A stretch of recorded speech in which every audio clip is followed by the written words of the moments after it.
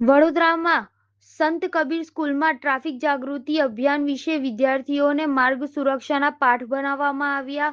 વડોદરામાં માર્ગ સુરક્ષાનો પ્રોત્સાહન આપવા અને વિદ્યાર્થીઓમાં ટ્રાફિક નિયમો પ્રત્યે જાગૃતિ લાવવાના હેતુથી traffic and road safety foundation ઉર્ફ TRSF અને વડોદરા ટ્રાફિક પોલીસ વિભાગના સંયુક્ત ઉપક્રમ વાસના રોડ સ્થિત સંત કબીર સ્કૂલ ખાતે વિશેષ ટ્રાફિક જાગૃતિ કાર્યક્રમનું આયોજન કરવામાં આવ્યું હતું.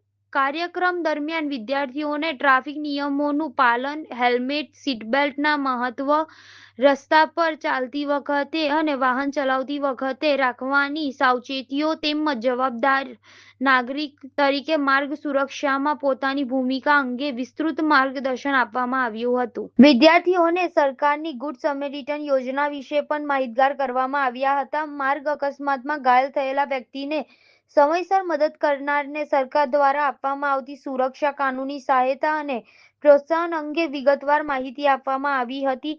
આ પ્રસંગમાં traffic PI AM Parmar, traffic અધિકારી સંજના કનાલ, TRSFના ચીફ કોર્ડિનેટર ચિરાયુ શાહ તેમજ TRSFના મીડિયા ડાયરેક્ટર વિનોદ નિહાલની ઉપસ્થિતિ રહી હતી. તમામ મહાનુભાવોએ વિદ્યાર્થીઓને ટ્રાફિક નિયમોનું પાલન કરવા અને માર્ગ સુરક્ષા અંગે જાગૃત રહેવા અને જવાબદાર નાગરિક બનવાનો સંદેશો આપ્યો હતો.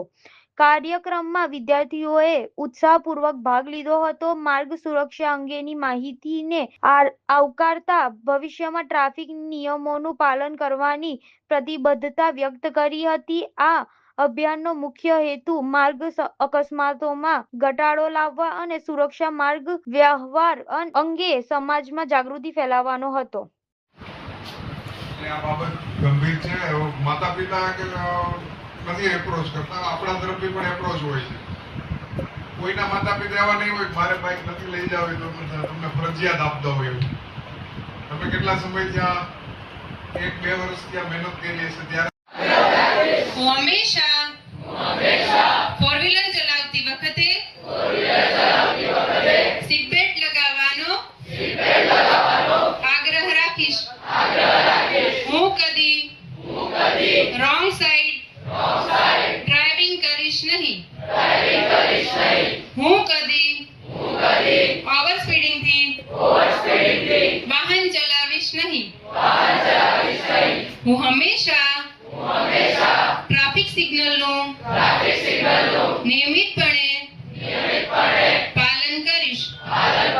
હું કદી નશો કરીને વાહન ચલાવીશ નહીં. હું કદી ચાલુ ડ્રાઇવિંગે મોબાઈલ ફોનનો ઉપયોગ કરીશ નહીં. હું હંમેશા વ્યવસ્થિત જગ્યાએ વાહન પાર્ક કરીશ. હું હંમેશા